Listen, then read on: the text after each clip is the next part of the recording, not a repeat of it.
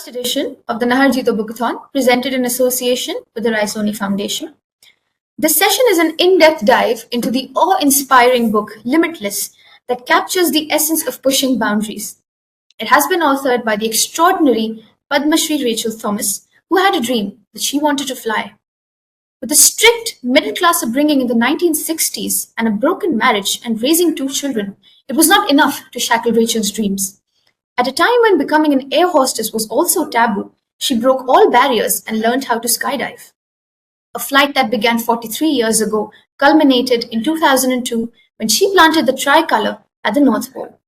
From being India's first woman skydiver to being the first Padmashri awardee in the aviation category, breaking glass ceilings has been Rachel's lifelong forte. As a competitor at the World Championships, as an international judge in the sport as well, along with being a TEDx speaker, Rachel has always motivated people. A very inspiring journey indeed. She has been an icon in her sport for the past 23 years, and her journey started in 1979 when Rachel Thomas, a young lady of merely 24 years from a small town of India, did the unthinkable as a civilian. Her first jump was a skydive from 5,000 feet at the Malpura drop at Agra, and she created history for becoming the first Indian woman skydiver. This also earned her an A license. Those days, India did not have women in this domain. However, she received awards for aerosports and a National Adventure Award in 1994. However, her most important achievement came in 2004 when she received the coveted Padmashri Award, which is the fourth highest civilian award in India. Among the many feathers in her cap, she has participated in the World Accuracy Parachuting Championships in Seoul, Sweden, and Thailand from 1987 to 1989. She has also trained as an international judge in 1992 in Austria for accuracy and style, following which she judged the 22nd World Championship in Sport Parachuting in China in 1994 and the 3rd Open Parachuting Championship in Turkey in 1995. Between 1991 and 1995, she represented India at the International Parachuting Commission and was also its organizing secretary in 1994 in Agra. In her journey so far, she has skydived from 18 different aircrafts in 11 countries and has a whopping 650 jumps to her credit. This session will be moderated by an equally talented and accomplished individual, Ms. Manisha Datta. She is truly a jack of all trades in the entertainment industry. She is a seasoned media marketing professional whose journey began in TV production. She was the brains behind many memorable serials, as you may have heard of, such as Kyunki Saas Bhi Kabhi Bahu Thi, Jassi Jassi Koi Nahi, to name a few. She then transitioned to advertising, where she left an indelible mark, where she spearheaded iconic campaigns such as Cadbury's Shobharam, Pehli Tareekh, Ramesh and Suresh, which a lot of us may have heard, to name a few. And she also propelled the success of several brands like Cadbury's Boneville, Oreo, and Silk. She was also the brains behind groundbreaking campaigns such as Har Ghar Kuch Kehta Hai and Saffola's World Heart Day. Her entrepreneurial spirit led to founding Oxbow Media, which is a media firm that specializes in innovative media solutions and fostering brand partnership ecosystems for unique concepts. She has a fresh focus on media and adventure and is rewriting the norms of expeditions while realizing our Prime Minister's vision of border area outreach and vibrant villages program. She has initiated several initiatives like summits and steering wheels, the Path of Exile, and the Coastal Odyssey. Now, without further ado, we shall hear more from our accomplished guests, and I'd like to hand over the session to Ms. Datta. Hello, Rachel. Great to meet you here, although we are meeting virtually. But I want to tell you, it's my absolute honor to welcome you here and have this interaction where I will get to know through you, from you, directly from you, about your book, about how your journey has been, and like how I have been inspired for a long time. I want others, whoever is watching this show, get inspired by you. So I know there are you have been a trailblazer, trendsetter, the first Indian woman skydiver.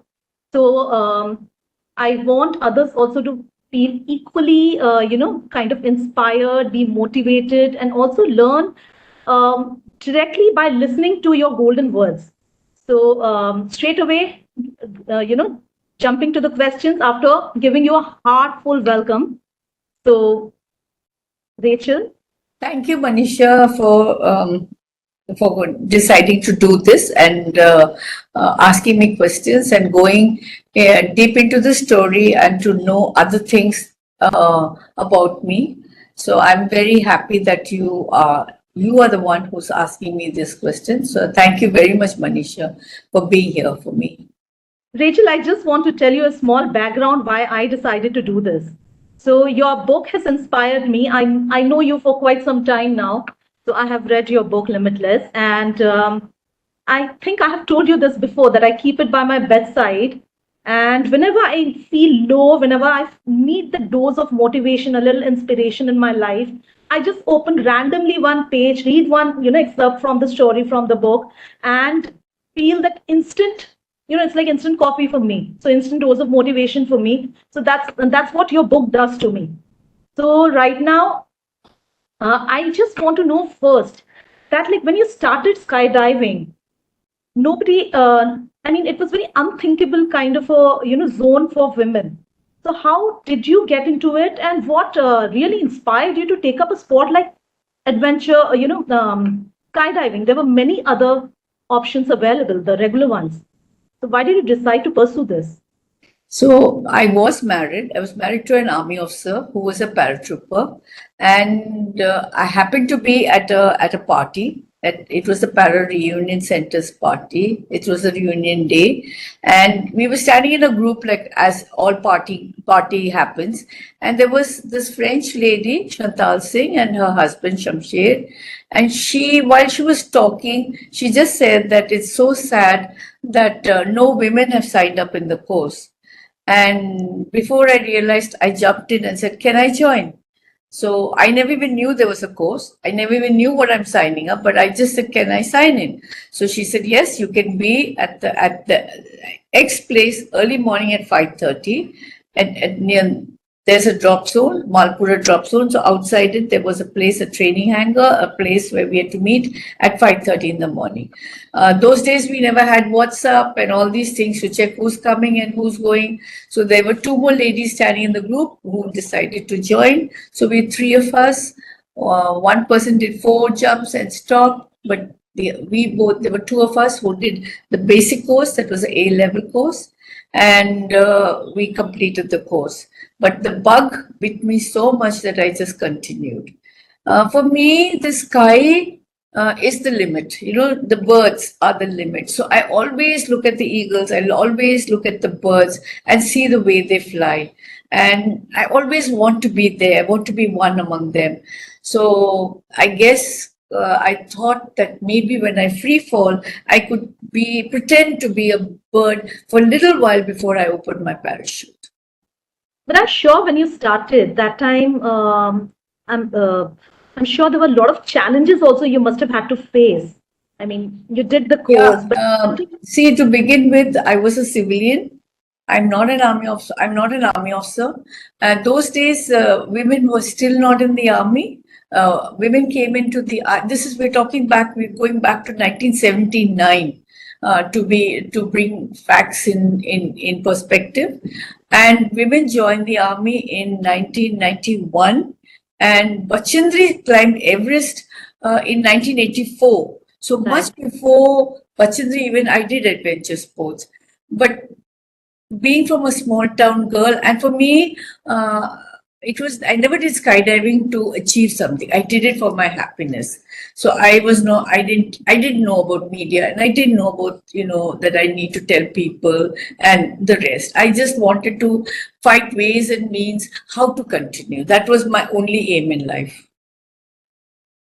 Okay, but skydiving is such a sport, it requires a lot of courage. I mean, did you do anything before that? Were you already from the adventure fraternity? Did you have a taste of some other kind of adventure sports before jumping? No, I didn't have anything. So basically, for me, my mindset, is quite different. So I always say, when you're born, God decides the day to create you, and God decides the day to call you home.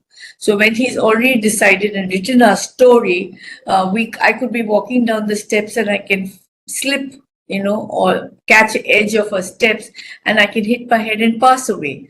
So that doesn't, like, skydiving shouldn't stop me to skydive just because I think I'm going to die or something is going to happen to me.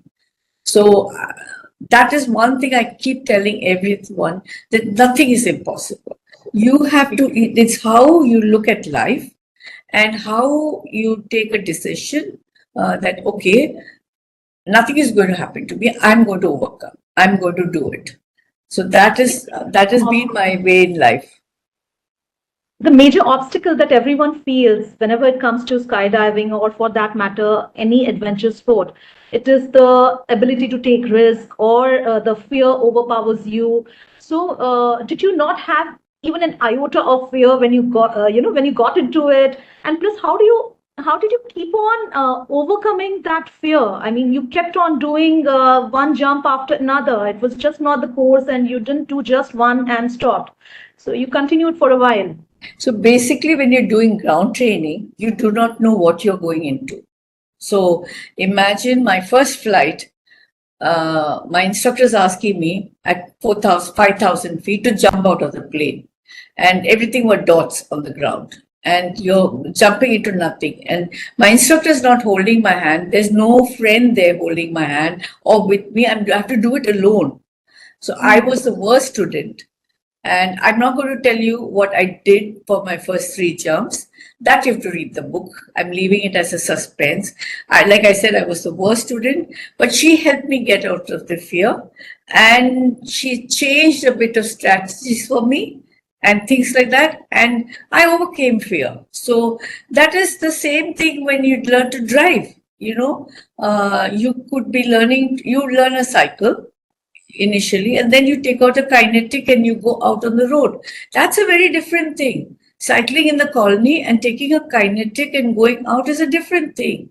You're going to meet trucks, buses, cars, and people pushing you or jumping in front of you. So it's part of life. So you have to overcome that fear, which you come overcome. But I'm sure in this long span of skydiving career for you, so not everything must have been that smooth. So were there any kind of setbacks which made you kind of think twice about your decision, or which kind of question, oneself, that like, why did I even get into it? Were there any moments like that? I'm a very positive person. I did have a lot of setbacks. So you've got to remember this is skydiving. There was no civilian club in India at that time. There was no place for civilians to go and train. There was no proper school where I could go and learn skydiving or practice more my jumps more. There was nothing. So for me, it was like, how do I do? What is the next I'm going to do? So once I finished my A license, then I had to look at a different venue. So it was to start demo jumps.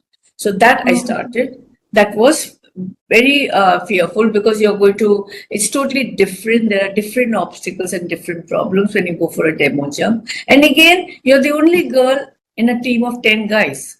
So that again is a problem. But I would look at everything positive. I just enjoyed the sport and I did it for my own sake. So in life, you face challenges, but if you're positive, if you're just positive about things, you will overcome those challenges. For me, I would always look at another. If one door got closed, I would look for another door.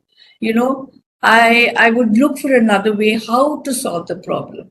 So that's how I managed to put in 23 years in the sport. Very well said, because I was just about to ask you that how did you stay motivated?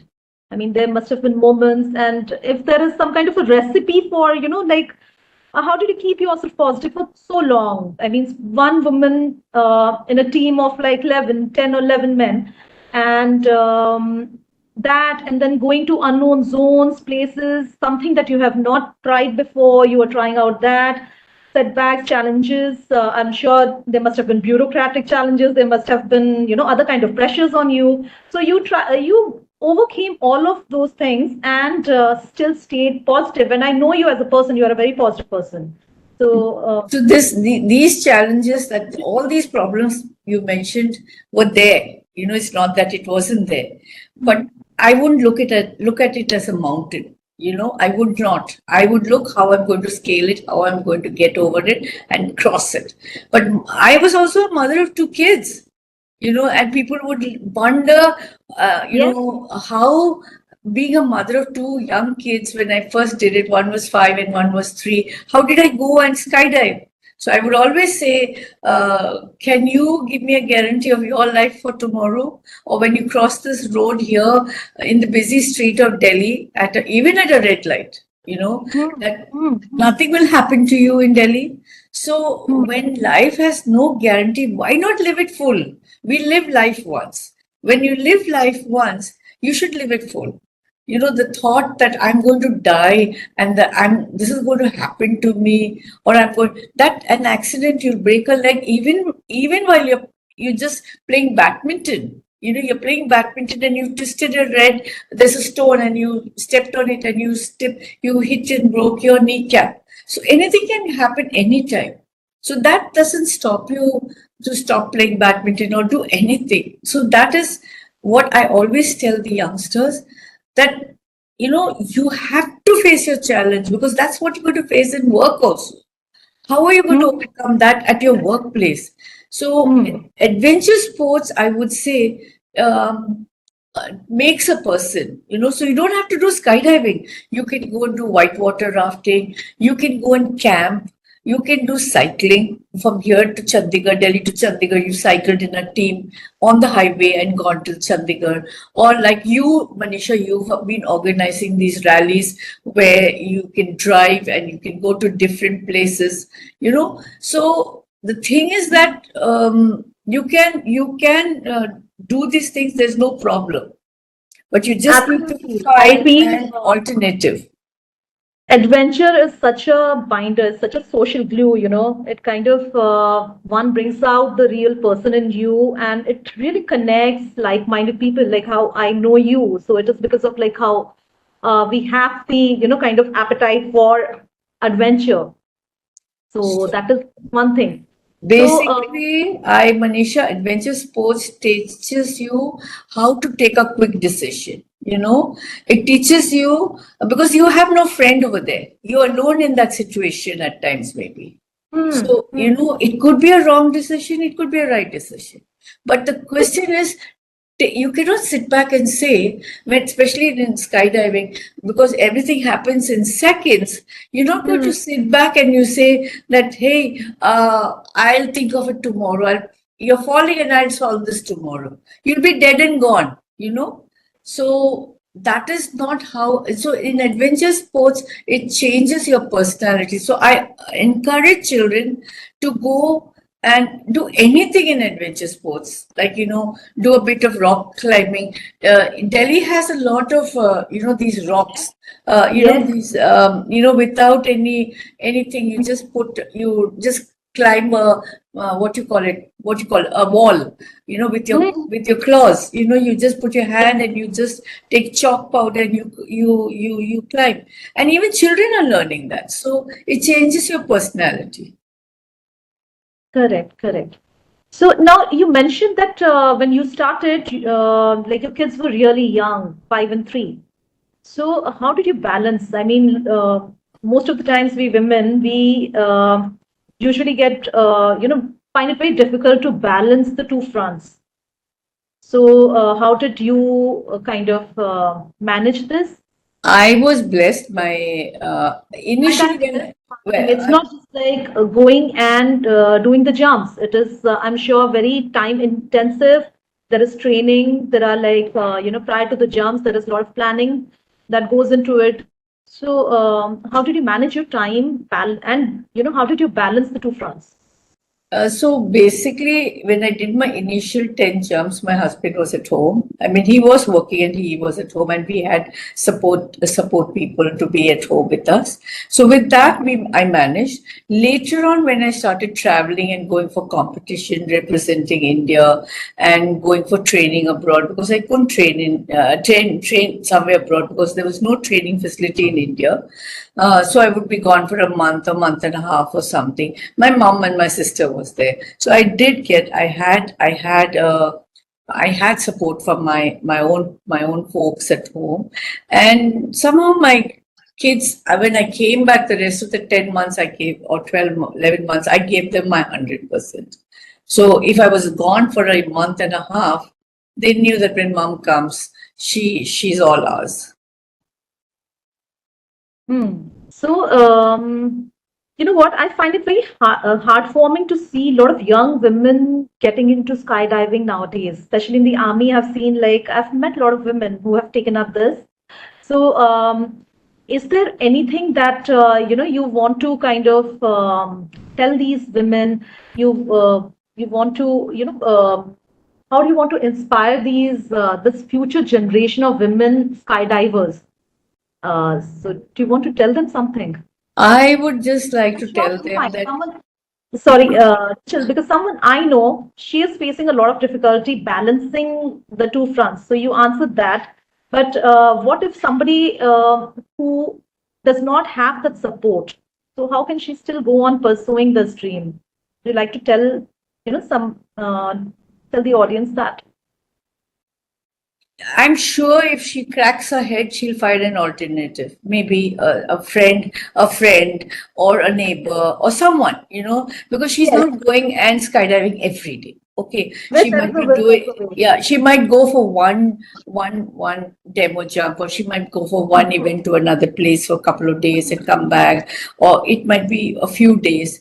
She can always ask someone to come home and stay with them. You have to you have to find an alternative solution. And it is, I mean, especially in the army and things like that, things are planned much ahead. So when you already know that event is happening on that given date, so you still have a month before to plan the whole thing out. So you put things in places. Like you also need to travel, Manisha, for your work. So I'm sure you fill your ration, you make sure there's vegetables, there's everything in the house, and you put everything, and you tell your children, hey, this is that, and I'm a phone away. Okay, yeah. That's So true. I mean, just because you're a mom and just because you're working Oftentimes, doesn't. Rachel, I feel that these are excuses. When you decide to do something, I mean, you will automatically find a way. You'll find some solutions to make your dream happen. I mean, other than that, everything else is just an excuse. That's So true. that's what I believe in. If you really want it to happen, you'll make it happen. That's true. I believe that also. So Yeah. for me, everything was a challenge. Like I mean, whether I went for competitions, I never got money. Those days it was very difficult to even go and ask for sponsorship, because they couldn't understand, because on the TV there was no adventure sports, or there was no kind of what you call it. People never got the information like what they have now. Like you go to Google, you just type and everything pops up like a magic box. Those days we never had any of those things. So,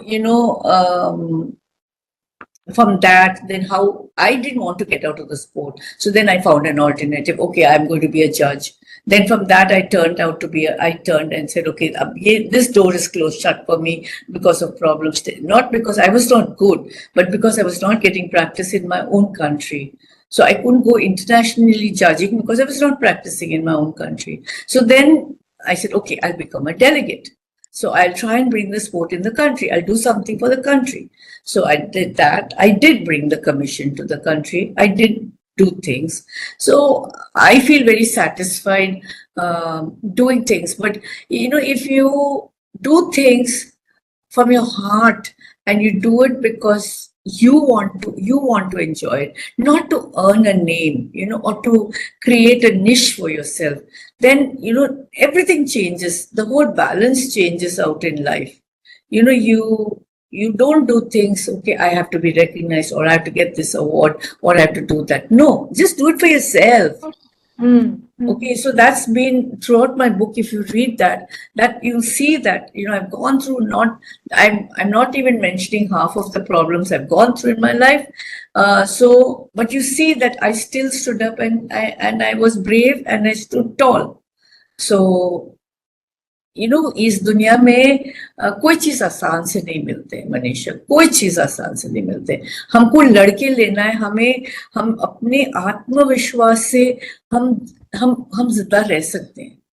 but ये सब time आपको कोई बोले कि नहीं तुम लड़की हो दबा दो, ये बात सही नहीं. ठीक है, तुम आप अपने बलबूते में खड़े होके अपने को दिखाओ कि नहीं, मैं कर सकती हूँ. I can do it. I have been seeing nowadays a lot of girls from the villages turning out to be such, this young girl who just now won the boxing champ.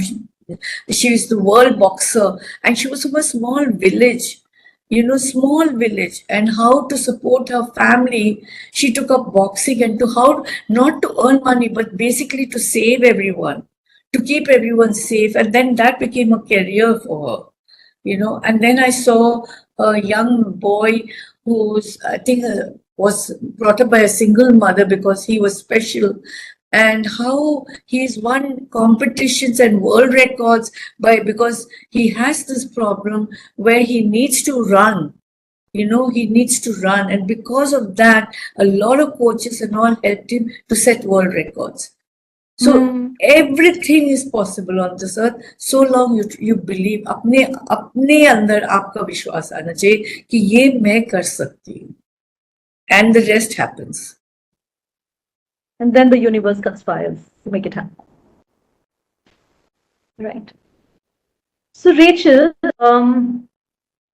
tell me the top 3 life skills that skydiving has taught you, which you can pass on to the audience watching your interview here. It's not only skydiving. If you let your heart rule your head, you'll fall into problems. Okay, because when this thing, the head looks at this logically, but the heart lets you just carries you away. Emotions se ho jate. So I broke my leg when I let my heart rule my head. Okay, so that is one incident in my life. Okay, always trust in yourself, believe in yourself that you're capable. I always love to quote Dr. Abdul Kalam's famous line: dreams are not what you see on your bed or in your sleep. Dreams are those that you fulfill. So यदि आपकी एक सपना है, आप बिस्तर में देखा, रात को देखा, बस वो उधर ही खत्म नहीं होती है. उसको आप कोशिश करो कि उसको पूरा कैसे कर सकते. एंड हमेशा बोलो कि मैं कामयाब होंगे, मैं कामयाब होंगे. Say that yourself. Look at the mirror and say, मैं कामयाब होंगे. अपने लिए, not for anyone. Like I always say कि आप एक जिंदगी जीते हो, पूरा जिंदगी, you live it. कल किसने देखा? कल किसी ने नहीं देखा. So आज के लिए जियो. So that is my take on it. So how do you apply these things to a daily life? I mean, to everyday challenges. So whatever, all these things. Like for example, I know what you're asking me. For example, I have a girl who's been with me. I don't treat my workers as, they're workers. I treat them as family. So she's been in my house for 3 years. For the last 3 months, I've been literally knocking every door, trying to get her a job. And I won't give up till I see her sitting in an office working somewhere. I will not give up. So if I can help one girl to go up in life, I think I've done a small little thing in this universe. It's just blessing कि we are born We are born in a better place. We've got all the exposure, everything, but I could have been an MCD worker, the lady who sweeps out, cleans our roads, their daughter. I may not have been this who I am. So if I have the opportunity of becoming who I am, I need to give it back. I need to give it back. And that's being who I am. That's the legacy you also want to leave behind for all. Because I've seen my mother doing it. I think I've seen my mother doing it. She would bring people from the village and try to get them jobs. So I think somewhere in my childhood I saw it. I grew up with it, and I'm trying to do that little bit. So now what next, Rachel? I want to motivate youngsters more. I want to motivate, especially after COVID. A lot of youngsters are going through very difficult phases. Okay. Are you mentoring a lot of the younger generation of skydivers? I do at times. And not even skydivers, normal people also. Okay. So what I mean to say is that, and more than that is this media of seeing TikTok and all, and then having that problem that I'm not good as Rekha ji, or I'm not as sexy as Karina, or so and so and so and so, and you want to have everything they have, be like them, and look, smile like that, it's affecting the younger generation. It is big time. Yeah, so that is not real life. So I want to show that to the youngsters and help them to see what real life is, like what hum log bolte hain na, smell the coffee. What is the truth? So I've been trying to see how I can work more in schools, work more with youngsters, and I had done a TEDx in Hyderabad in 2019. It's a beautiful TEDx of mine, and of course that part which I spoke has not been part of the TEDx, but I like to share it. It's not only India, throughout the world. Mothers tell boys, don't cry. Boys are not supposed to cry. कहाँ लिखा है? किसने ये rule बनाया कि लड़के नहीं रोना चाहिए? वो भी तो इंसान है हमारी तरह. किसने बोला ये rule? So I tell the boys, I told that day on the TEDx platform, because there were two people had committed suicide just before my TEDx, around in a month. One was one of the people part of the TEDx team. One was a cafe day guy. Everyone knows the cafe day guy committed suicide. Everyone knows about it. So I said that maybe if he trusted his wife, maybe if he had a best friend, maybe if he had someone to share his heart with, he wouldn't have committed committed suicide. Girls तो हम लोग रो लेते हैं, लड़ लेते हैं. Boys bottle up their emotions so much. नहीं, हम लोग चिल्ला लेते हैं, हम लोग सब कुछ करते हैं. Yes. लड़के, they never talk, and they don't have a good friend, a trustworthy friend, जो उसको पता है कि उसको मैं बोलूंगी तो वो किसी को नहीं बताएंगे. See, yes, boys को जज बहुत जल्दी किया जाता है. जैसे ही ये क्योंकि बचपन से ये ड्रिल किया जाता है कि बॉयज रोते नहीं हैं. ये सिर्फ हमारे देश में नहीं है, पूरी दुनिया में है. Are you a girl? Why are you crying? Don't cry. Are you a girl? That's कहाँ ये sentence कैसे आई? Are you a girl? So I tell them, go stand in the shower and cry. Take it out. Don't bottle it up because you'll get sick. You'll be taking tablets. Okay. Go to a lonely place, scream, break some pots, break some things, take some bottles, break something, take out all your frustration, you'll feel good. Write a letter or something and tear it and burn it after that. Nikalo andar se. So this is what I want to really share with children who are in 11th and 12th before they face the world. Because the world out there, especially school में, जब तक वो school में है, थोड़ा protected है. The moment वो लोग college में आते हैं, it's totally a different world. Okay. Mm. So I did not write my book to earn money or for anything. I wrote it only for two reasons. I wanted to document it, what I've done in skydiving, that I touched all the disciplines and how you can fight. So in my book, I have two main things. Nothing is impossible and your dream can be fulfilled. So that is who I am, and I kind of live with it. Mm.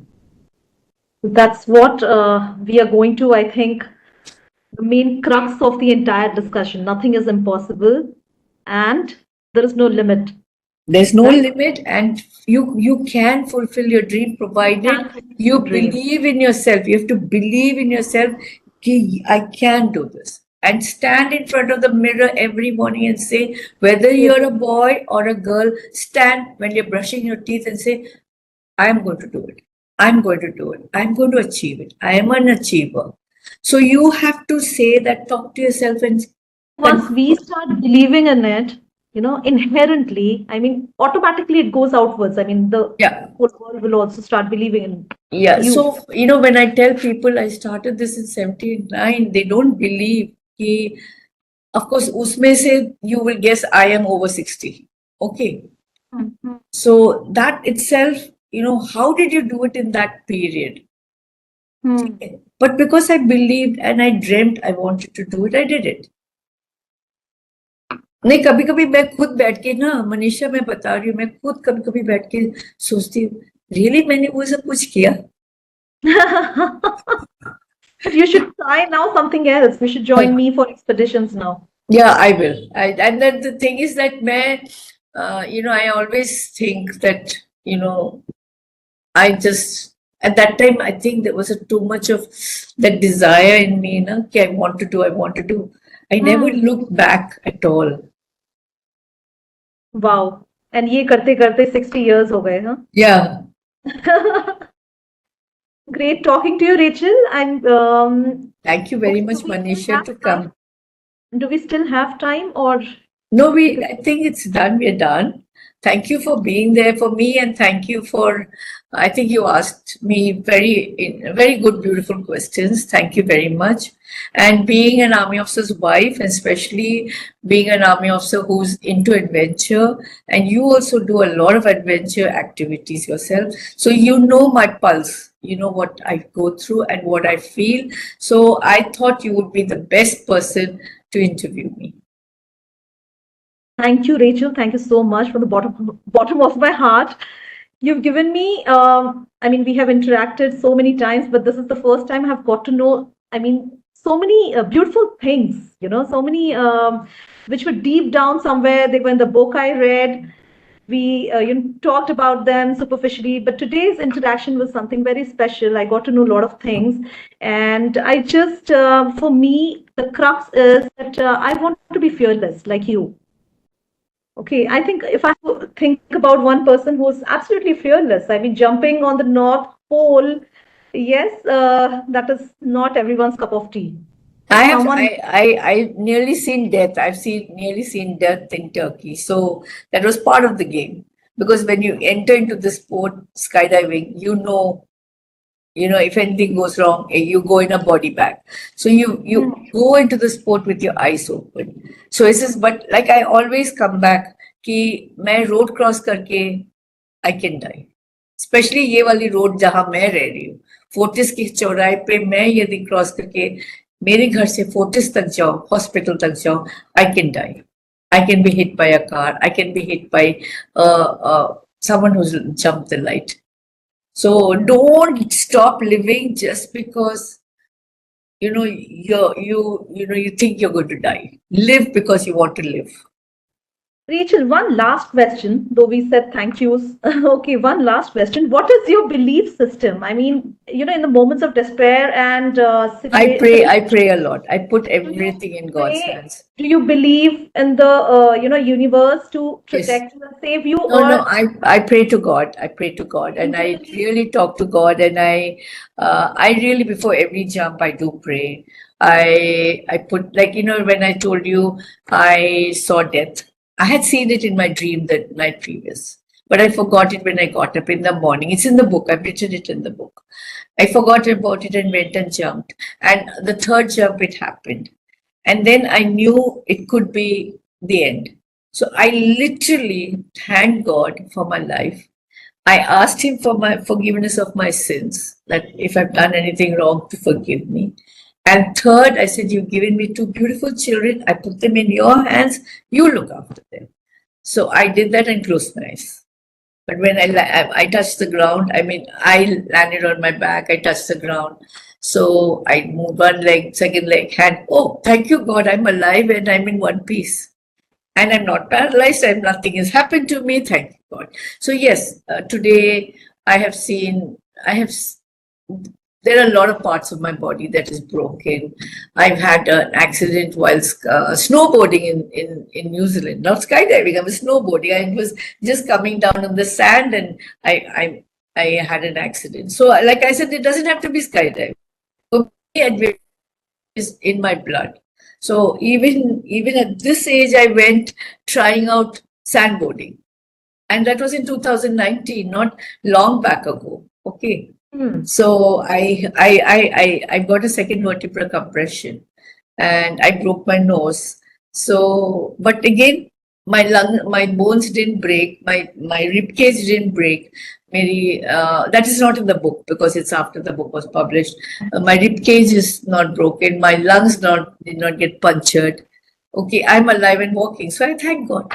I said, oh, okay, you have some more work for me. You have some more work for me. You created me for a purpose. You have some more work. So I trust in God a lot. Yes, I do. And I thank Him for everything in my life. Thank you for asking that question, Manisha. Amazing, Rachel. No, I really wanted to ask. I mean, what keeps you going? So I genuinely had that question to ask you. This maker, He is in control. If you just sit back and say, by the second the sun goes down, by the second the sun rises, by the second the stars come out, I've been watching a little bird from the baby to learning to fly out in my colony. And that is creation, that's God's creation. So, so when you look at it, God is so much in control of everything. और हम लोग इतने busy है, भाग रहे कि even हमारा breakfast के लिए thank you बोलने के लिए, बैठ के खाने के लिए time नहीं है, कार में खा रहे, coffee भी पी रहे, भाग रहे. Okay, and we just don't have thank you to say thank you to God. Also when we are, especially adventure में क्या आ जाता है, when we start doing it, okay, एक बार जैसे like first time there is fear, second time, third time when you're doing it independently, you start feeling so fearless and you think you have you are the superpower, you are the you are God, that kind of feeling. That is when an accident takes place, Manisha. Then when accident takes place, and that's when you. That's exactly when, even that is the same story for driving. When a bike. The moment the boy thinks that he's got full control of the bike and he can do wheelies and he can do this and he can go this way, that's when he crashes. And that's when it happens. So you should never be overconfident in yourself. Never. Because you do not know in a second how things can change like that. Can change. It's like, just closing your eye, something has happened. So true. Yeah. So really, we have to be grateful to God for every second of our life.